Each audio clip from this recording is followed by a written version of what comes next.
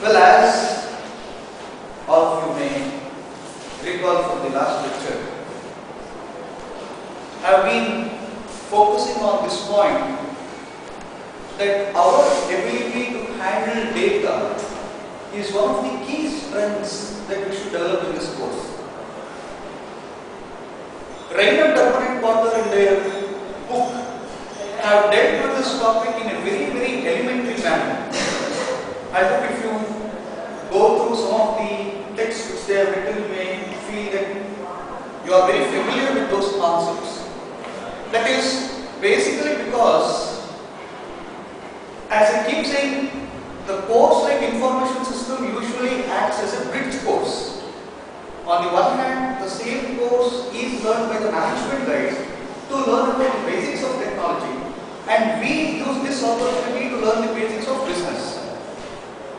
So in fulfilling this role, I think Raymond Turban and Porter have given a very elementary treatment to the topic data handling, which all of you are very well conversant with. Therefore, I am not going to speak much from the text per se. I'll just briefly discuss what are the ideas discussed there, and you may feel that you already know this kind of thing. I will go much beyond it, one step further. The discussion in the textbook surrounds around 3 to 4 themes. The first theme discussed there is what is the traditional life cycle of data. They give a very textbook definition of what is the life cycle of data. But that is very preliminary, and don't get carried away by the diagram. We as technologists, we know much more about data life cycle than what is given in the textbook. The textbook model is very simple.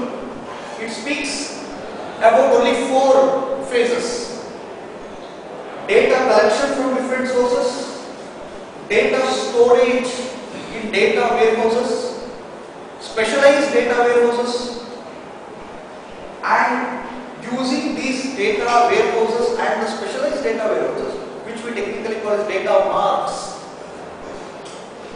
Application of data warehouses and data marts in data mining systems, and thereby building applications. But we know very well that the life cycle model of a data spans much beyond this. I'll come to that later. The second thing discussed is how can we store data. By now all of you know that there are basically 2 ways of looking at data. One is looking at data as a stream of bits and bytes at a very preliminary level. You have to think about data as a stream of bits and bytes and then know how to handle them. If you go at a little more, a level below this, you may understand that every data is nothing but a signal, an electronic signal, and understand how to manipulate this signal. Logically, a step above signals is bits and bytes, and we know how to manipulate them.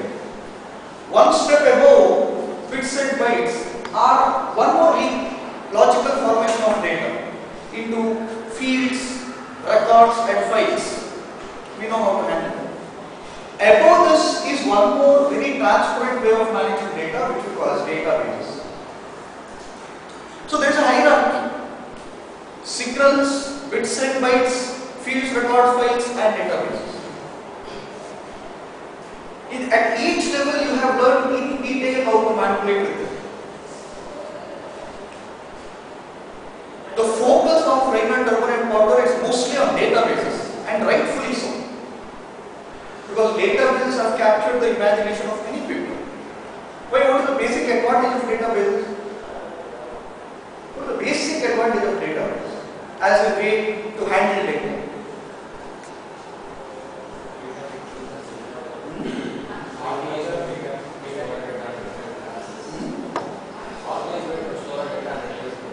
Organize we can do even in any other manner.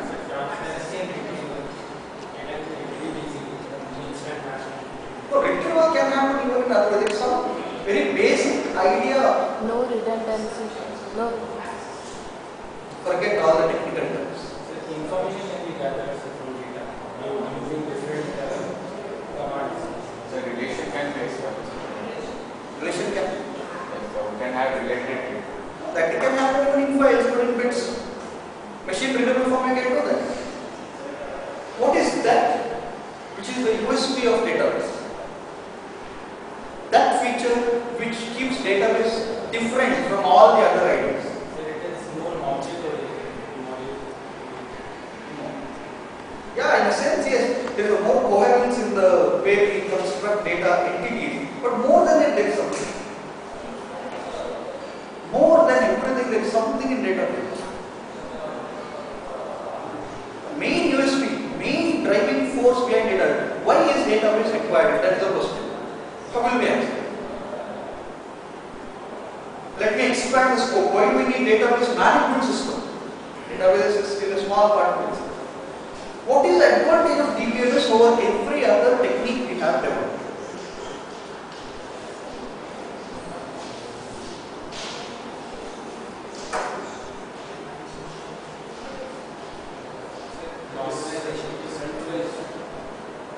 Five are centralized. Huh? Yeah, normalization is a fine-tuning process of data. In a sense, it's a way to clean the data. You are filtering the data to meet certain requirements. That's all. Normalization is nothing but standardizing data. What more? The view. Huh? View. How? The same data can be used for different views, for different. Something related, but not exactly that. Very close to that idea. There is something in database which others don't have.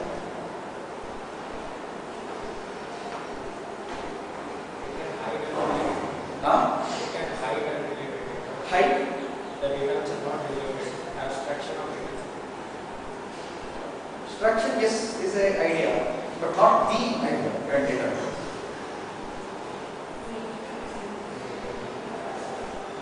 Very basic difference which will be told to you in the second or third. Relationship among data. Yeah, that is database. That is the definition of database. And there is something which is so unique about it. Huh? Self-describing through metadata, yes, but it can happen in files also. If you describe separate metadata, that does not work. Schema, what is schema? That's what she said, describing the data. Very first point when people speak about what is the difference between files and databases and how database scores and files, they will say this.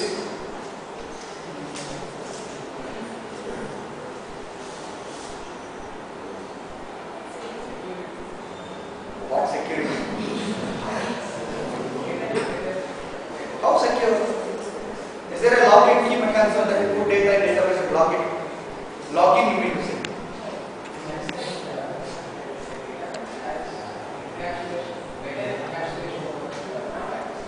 Abstraction.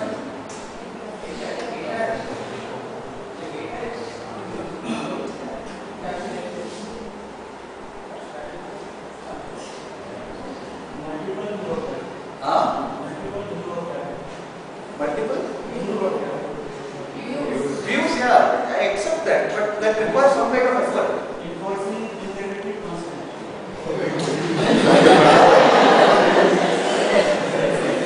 Enforcing what kind of Because you have the technical term. gentleman said? Yeah. He was better prepared for Wi-Fi. What is better he can say that? No, there is something very unique about it. The need for databases came like this. You should go back to understand why database came. Data, before databases came, data was stored, was being processed. What was the problem? Problem was the way in which data was stored and manipulated was limited to a particular machine or a particular tool, language, technology. You use C++ to create a file about data in a file, you need C++ to access the file. So, data and the application which will access the data were coupled together. This was the drawback of earlier data processing technology. What did database do? Database broke this link between data and the application. Data became independent of the application. It's the basic advantage of data. What did database give us?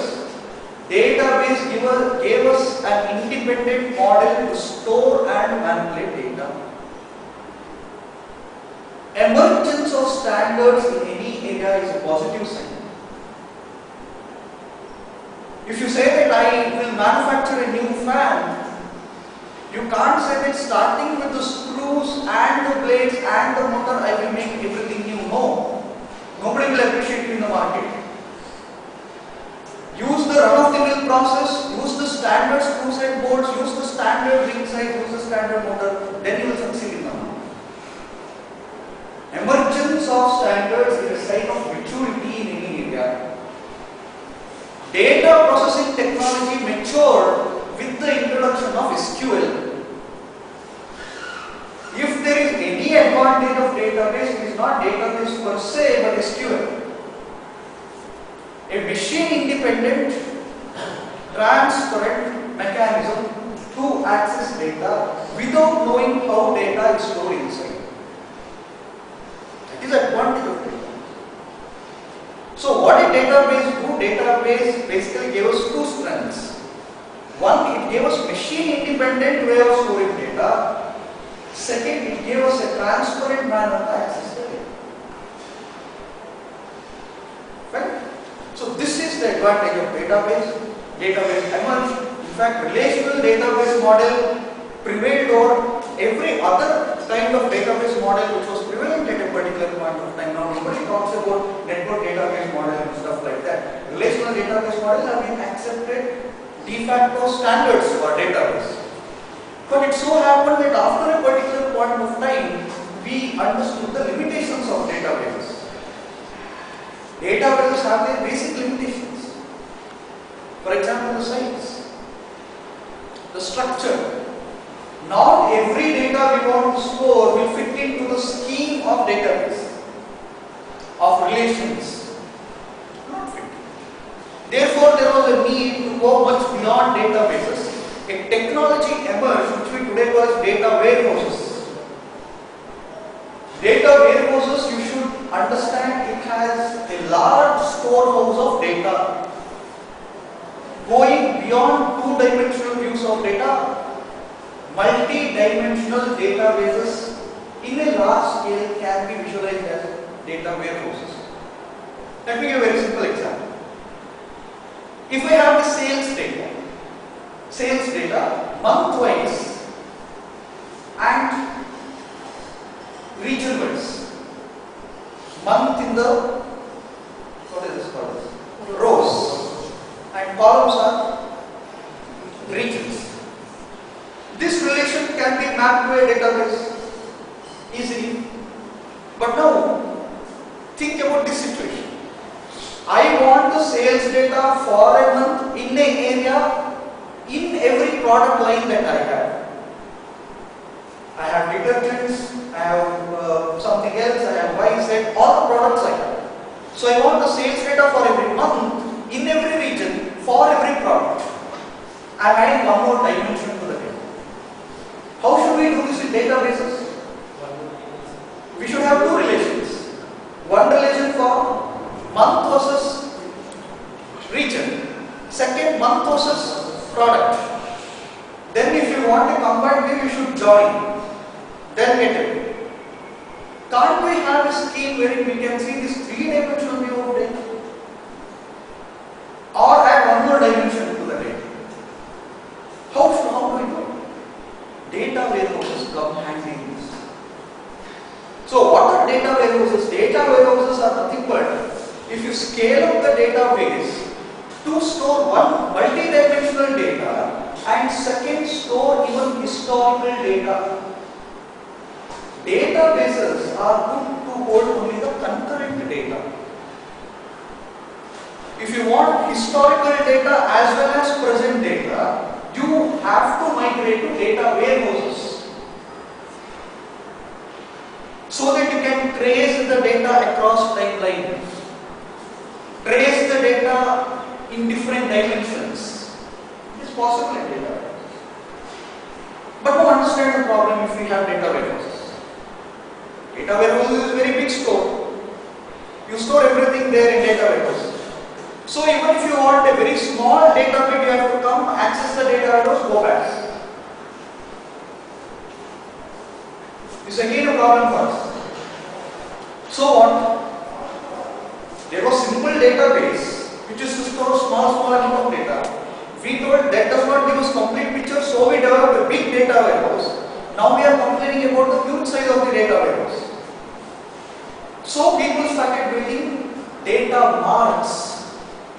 What are data marts? Data marts are extracted basically from data warehouse according to some special requirements. For example, if there are complete sales data in the data warehouse, I will create a data mart for specific categories. Fast moving consumer goods, electronic goods, stuff like that. Specialized small data warehouses which are extracted from data warehouse according to a particular requirement are data marts, and then process the data. This is one stage. So we have moved from a very small level of signals, bits, bytes, field record, files, database, data warehouse, data marts. This is how we have moved. On the one hand, how to store the data. Let us look at on the other hand, how to access the data. Accessing the data till files, I have told, is very specific. It depends on a language. For example, if data is considered to be signal, how to manipulate that signal? There are various tools, language specific tools, there are particular technologies. You can use tools like MATLAB to manipulate the signals mathematically and stuff like that. When you come to bits and bytes, machine level languages should be thought of. When it comes to a little bit high level, we can speak about high level languages. Files, till files. Once it comes to database, we know SQL. Once it comes to data warehouses and data marts, how to access the data? SQL will not be of much help for you. In fact, in between SQL and all these things, many things came and vanished. For example, at a point of time, there was a huge buzz around object-oriented databases. What is an object-orientation? Quality of relational database. Not so. There was a movement to create object-oriented databases that didn't survive for long. Basically, because there were no products. Technology was sound, but there was no good product which could exploit that concept. See, relational databases survived because there were good products. Oracle came, MySQL came, now PostgreSQL is there. So there are commercial products. A technology becomes successful only when there is a successful product in our area. So object-oriented database was a good technology, but there is no good products to exploit. That is why it failed, I guess. Now nobody is talking about that. Now I think the move is towards going beyond SQL. I strongly feel that no SQL is the way forward. Probably in a few years from now, we will not be teaching SQL to students in the classroom. I think the era of SQL is exhausted. Today's demand cannot be met by SQL. What are today's requirements? Scalable databases, distributed databases. This can't be met by SQL. Consider an application like Facebook, Orkut, Twitter. The backbone of all this is their ability to store and manipulate data. Can you conceptualize all these things using a normal relational database? It's very, very difficult. Therefore, I think the way forward in this area is to go and embrace the NoSQL movement. Many big companies have already done or in the process of doing it. In fact, I strongly feel that MySQL has been taken over by Oracle. Or is it Sun? Sun Kapura. Sun. There is a feeling that this may be the end of MySQL's success. That should be, because they have had their run, they had their good times. Now we should move forward. 2-3 trends to look for are perhaps if Google puts its big table concept in the public domain. We still don't know. We know that there is a concept called as big table which is used by Google, but they are not coming forward to explain what it is.